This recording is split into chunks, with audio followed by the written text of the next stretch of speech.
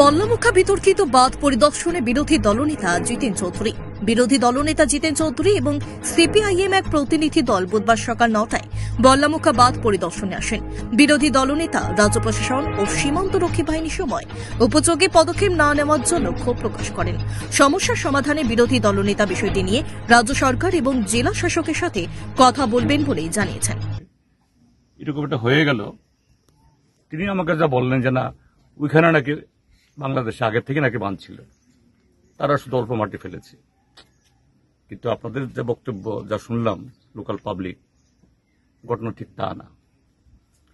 তো এটা খুব গুরুতর ব্যাপার। আমি যা দেখছি যে আমাদের তরফ থেকে একটা ল্যাপসেস, একটা অবহেলা, একটা উদাসীনতা হয়েছে। আন্তর্জাতিক বিষয় হলেও রাজ্য সরকারের তরফ থেকে, রাজ্য প্রশাসনের তরফ থেকে এটা নিয়ে জোরদার করে এটা জাতীয় স্তরে এটা উচিত ছিল এখানে ফরওয়ার্ড করা,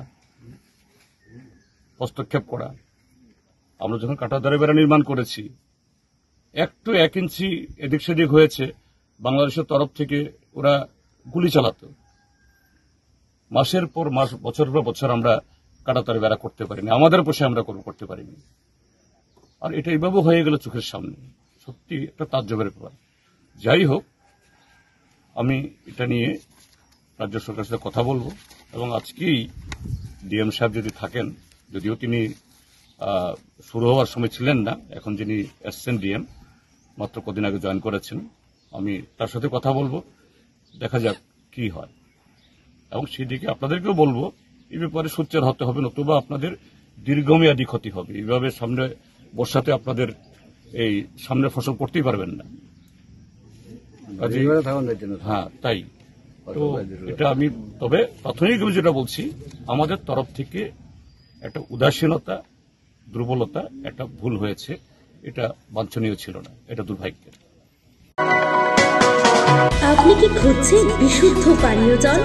তাহলে আজই বেছে নিতে হবে অত্যাধুনিক প্রযুক্তি ও পরীক্ষা নিরীক্ষার মাধ্যমে প্রস্তুতকারী পানীয় জল একমি। বিশুদ্ধ জলে সুস্থ জীবনের মূল চাকাঠি। Acme packaged drinking water. Bureau report, news Tripura 24।